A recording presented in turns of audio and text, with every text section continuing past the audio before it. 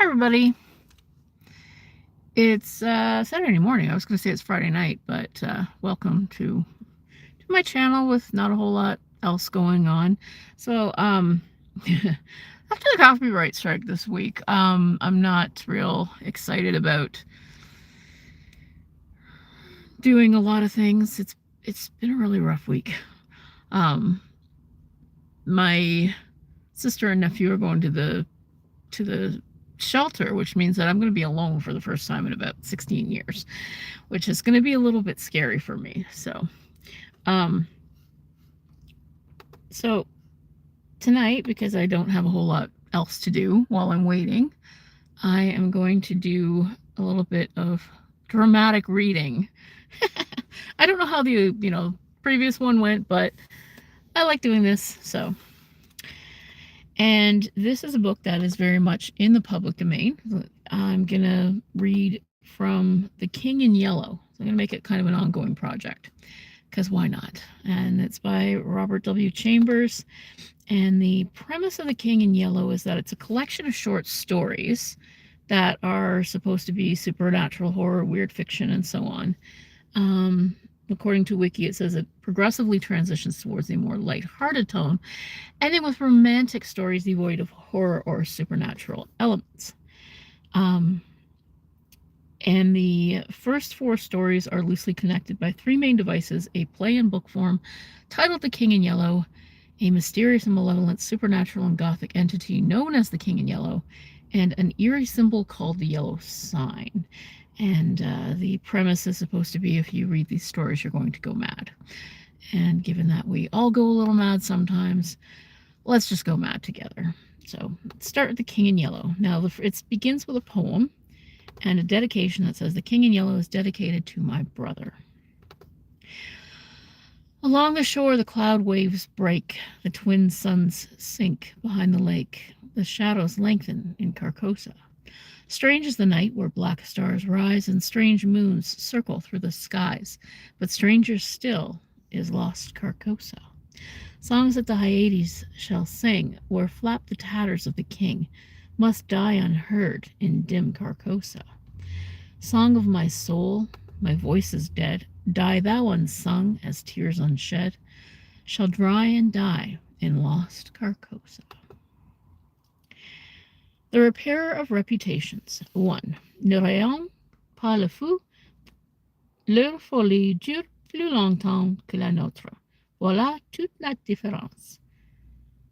I'm not sure what rayon means. We don't something the crazy, their crazy endures longer than ours. That's the difference. Okay. Toward the end, oh, by the way, it's set in 1920, which at the time it was written was the future. So this vast and scary future of 1920. Toward the end of the year 1920, the government of the United States had practically completed the program adopted during the last months of President Winthrop's administration. The country was apparently tranquil. Everyone knows how the tariff and labor questions were settled. The war with Germany, incident on that country's seizure of the Samoan Islands, had left no visible scars upon the Republic, and the temporary occupation of Norfolk by the invading army had been forgotten in the joy over repeated naval victories, and the subsequent ridiculous plight of General von Gartenlaub's forces in the state of New Jersey. The Cuban and Hawaiian investments had paid 100%, and the territory of Samoa was well worth its cost as a coaling station. The country was in a superb state of defense. Every coast city had been well supplied with land fortifications. The army, under the parental eye of the general staff, organized according to the Prussian system, had been increased to 300,000 men, with a territorial reserve of 1 million, and 6 magnificent squadrons of cruisers and battleships patrolled the 6 stations of the navigable seas, leaving a steam reserve amply fitted to control home waters. The gentleman from the West had been at last constrained to acknowledge that a college for the training of diplomats was as necessary as law schools are for the training of barristers. Consequently, we were no longer represented abroad by incompetent patriots. The nation was prosperous. Chicago, for a moment paralyzed after a second great fire, had risen from its ruins, white and imperial, and more beautiful than the White City, which had been built for its plaything in 1893. Everywhere, good architecture was replacing bad, and even in New York, a sudden craving for decency had swept away a great portion of the existing horrors. Streets had been widened, properly paved and lighted, trees had been planted, squares laid out, elevated structures demolished, and underground roads built to replace them. The new government buildings and barracks were fine bits of architecture, and the long system of stone quays, which completely surrounded the island, had been turned into parks, which proved a godsend to the population. The subsidizing of the State Theater and State Opera brought its own reward. The United States National Academy of Design was much like European institutions of the same kind. Nobody envied the Secretary of Fine Arts, either his cabinet position or his portfolio. The Secretary of Forestry and Game Preservation had a much easier time, thanks to the new system of national mounted police. We had profited well by the latest treaties with France and England, the exclusion of foreign-born Jews as a measure of self-preservation, the settlement of the new independent Negro state of Suwannee, the checking of immigration, the new laws concerning naturalization, and the gradual centralization of power in the executive all contributed to national common prosperity. You know it's a work of fiction. When the government solved the Indian problem, and squadrons of Indian cavalry scouts in native costumes were substituted for the pitiable organizations tackled onto the tail of skeletonized regiments by a former Secretary of War, the nation drew a long sigh of relief. When after the colossal congress of religions, bigotry, and intolerance were laid in their graves and kindness and charity began to draw warring sects together, many thought the millennium had arrived, at least in the New World, which, after all, is a world by itself. Now, I once heard a quote. Hang on.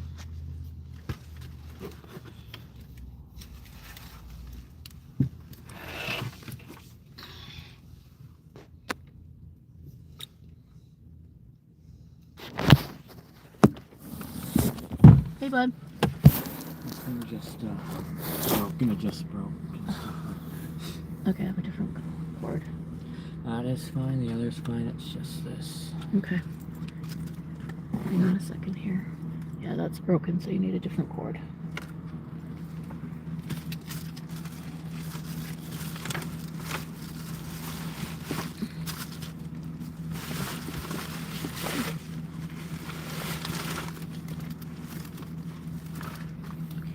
It's a very short cord, but it does work. Okay. So when you plug it in, it's got to be close to your thing, but it does work, okay? Oof. Sorry about that. Hi to Nameless One, Sammy Sab, and Rod Trades. Hello. Thanks for coming. All right, let's see what's next in the story. But self-preservation is the first law, and the United States had to look on in helpless sorrow as Germany, Italy, Spain, and Belgium writhed in the throes of anarchy, while Russia, watching from the Caucasus, stooped and bound them one by one. In the city of New York, the summer of 1899 was signalized by the dismantling of the elevated railroads. By the summer of 1900 will live in the memories of New York people for many a cycle. The Dodge statue was removed in that year. In the following winter began that agitation for the repeal of laws prohibiting suicide, which bore its final fruit in the month of April 1920, when the first government lethal chamber was opened on Washington Square. I had walked down that day from Dr. Archer's house on Madison Avenue, where I had been as a mere formality. Ever since that fall from my horse 4 years before, I had been troubled at times, with pains in the back of my head and neck. But now for months they had been absent, and the doctor sent me away that day saying there was nothing more to be cured in me. It was hardly worth his fee to be told that. I knew it myself. Still, I did not grudge him the money. What I minded was the mistake which he made at first, when they picked me up from the pavement where I lay unconscious, and somebody had mercifully sent a bullet through my horse's head. I was carried to Dr. Archer, and he, pronouncing my brain affected, placed me in his private asylum, where I was obliged to endure treatment for insanity.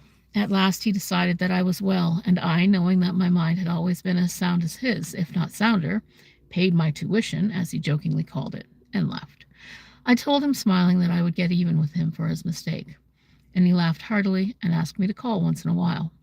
I did so, hoping for a chance to even up accounts, but he gave me none, and I told him I would wait. The fall from my horse had fortunately left no evil results. On the contrary, it had changed my whole character for the better.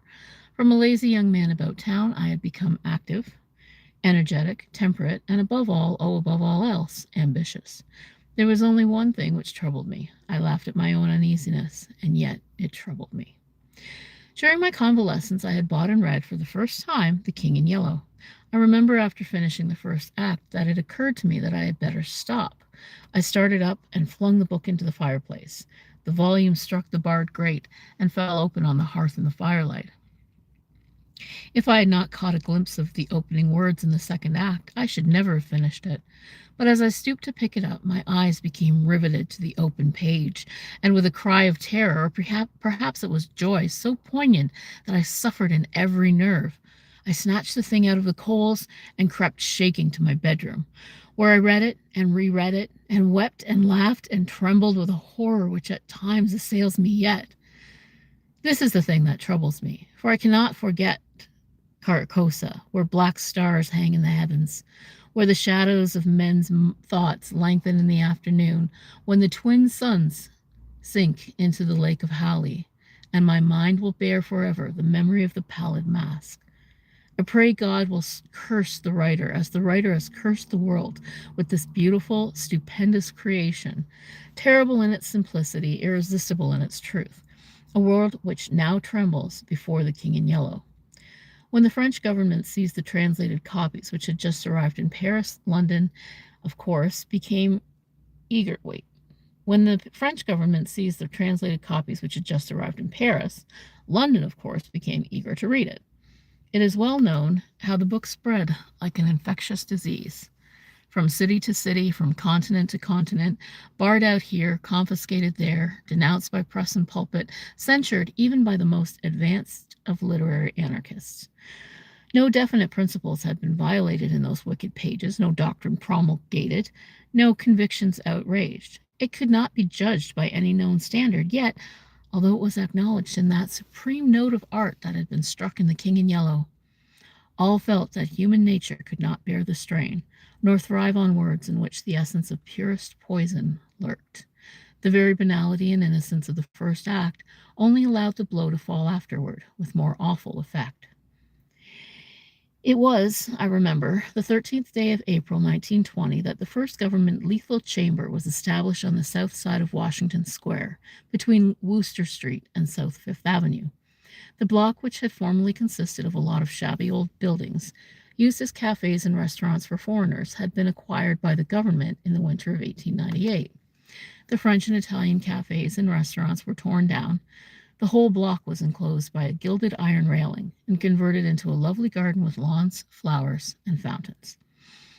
In the center of the garden stood a small white building, severely classical in architecture, and surrounded by thickets of flowers. 6 Ionic columns supported the roof, and the single door was of bronze. A splendid marble group of the Fates stood before the door, the work of a young American sculptor, Boris Yvain, who had died in Paris when only 23 years old. The inauguration ceremonies were in progress as I crossed University Place and entered the square. I threaded my way through the silent throng of spectators, but was stopped at 4th Street by a cordon of police. A regiment of United States Lancers were drawn up in a hollow square round the lethal chamber. On a raised tribune, facing Washington Park, stood the governor of New York, and behind him were grouped the mayor of New York and Brooklyn, the inspector general of police, the commandant of the state troops, Colonel Livingston, military aide to the president of the United States, General Blount, commanding at Governor's Island, Major General Hamilton, commanding the garrison of New York and Brooklyn, Admiral Buffby of the fleet in the North River, Surgeon General Lansford, the staff of the National Free Hospital, Senators Wise and Franklin of New York, and the Commissioner of Public Works. The tribune was surrounded by a squadron of hussars of the National Guard.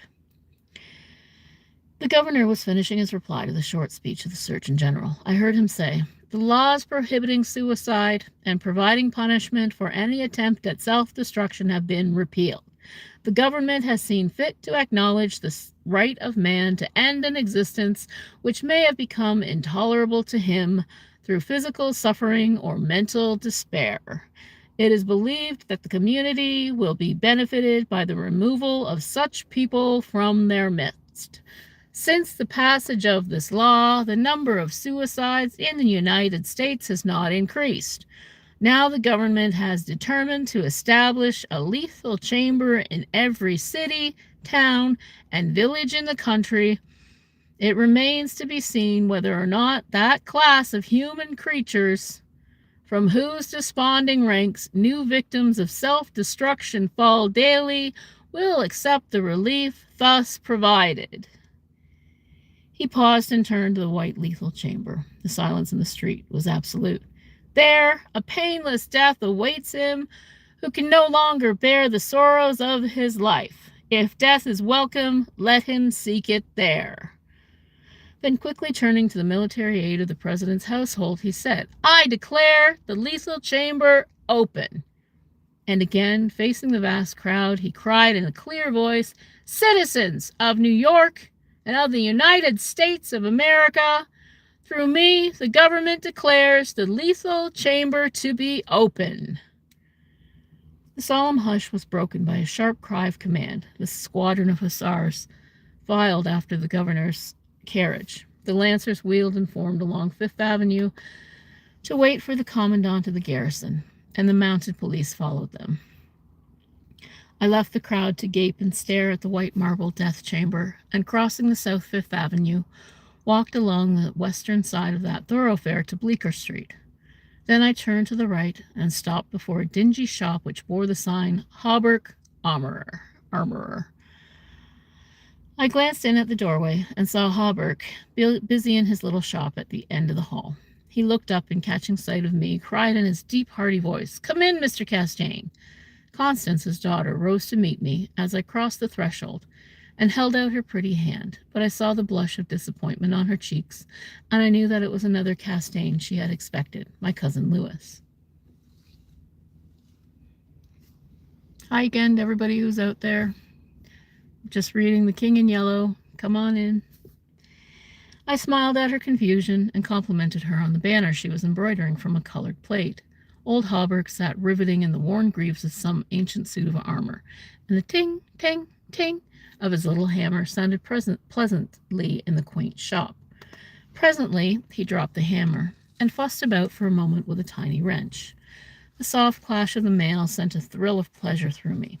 I loved to hear the music of steel brushing against steel, the mellow shock of the mallet on thigh pieces, and the jingle of chain armor.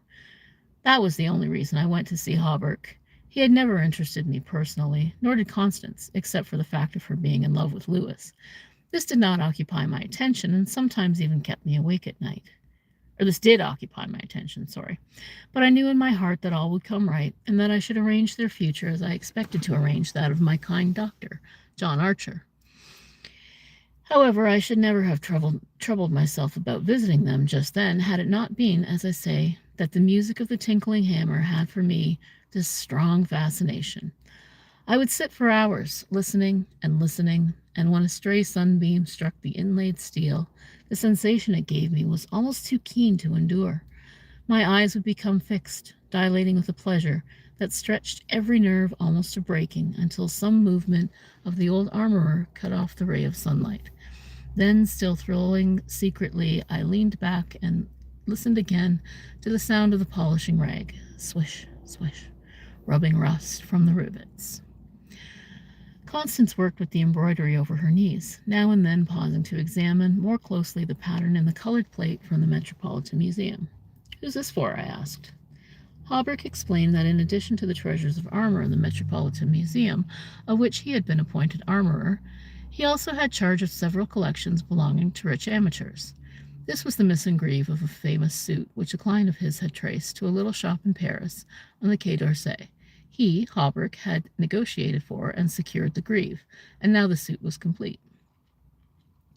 He laid down his hammer and read me the history of the suit, traced since 1450 from owner to owner until it was acquired by Thomas Stainbridge.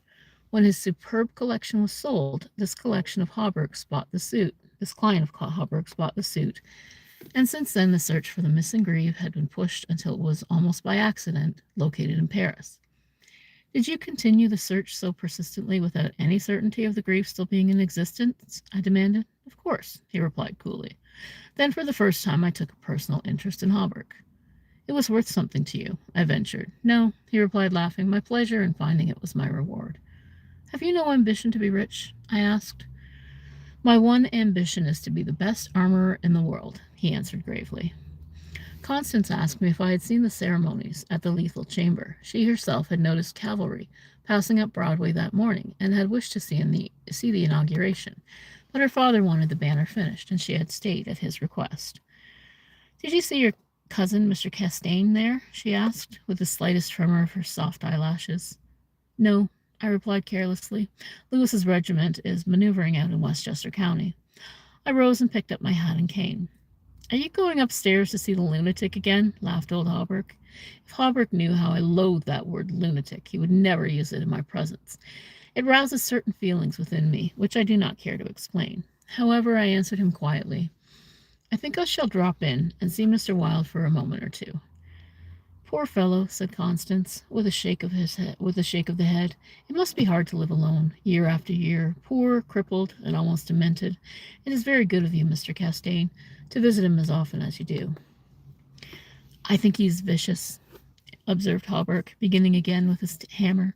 I listened to the golden tinkle on the grave plates. When he had finished, I replied, No, he is not vicious, nor is he in the least demented. His mind is a wonder chamber, from which he can extract treasures that you and I would give years of our life to acquire. Hauberk laughed. I continued a little impatiently. He knows history as no one else could know it. Nothing, however trivial, escapes his search, and his memory is so absolute, so precise in details, that were it known in New York that such a man existed, the people could not honor him enough. Nonsense, muttered Hauberk, searching on the floor for a fallen rivet. It is nonsense, I asked. Is it nonsense, I asked, managing to suppress what I felt. Is it nonsense that when he says that the tassets and cuissards of the enameled suit of armor, commonly known as the Prince's Emblazoned, can be found among a mass of rusty theatrical properties, broken stoves, and rag pickers' refuse in a garret in Pell Street? Hauberk's hammer fell to the ground, but he picked it up and asked, with a great deal of calm, how I knew that the tassets and left cuissard were missing from the Prince's Emblazoned. I did not know until Mr. Wilde mentioned it to me the other day. He said they were in the garret of 998 Pell Street. Nonsense, he cried. But I noticed his hand trembling under his leather apron. Is this nonsense too? I asked pleasantly. Is it nonsense when Mr. Wilde continually speaks of you as the Marquis of Avonshire and of Miss Constance? I did not finish, for Constance had started to her feet with terror written on every feature. Hauberk looked at me and slowly smoothed his leather apron. That is impossible, he observed. Mr. Wilde may know a great many things. About armor, for instance, and the Prince's Emblazoned, I interposed, smiling. Yes, he continued slowly, about armor also, maybe.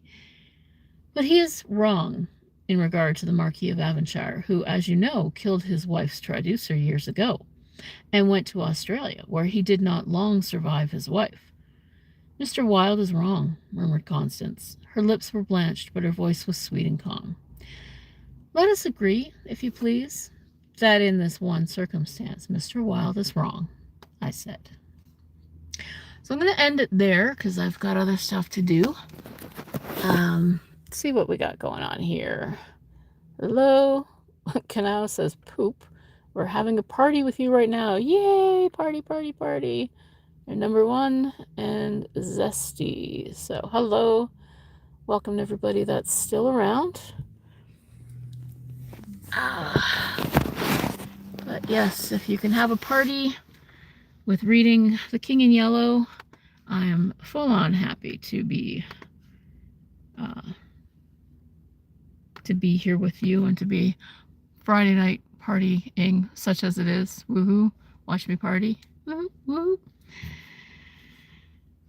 So I hope everybody's doing okay. As I said, it's kind of a weird time for me right now.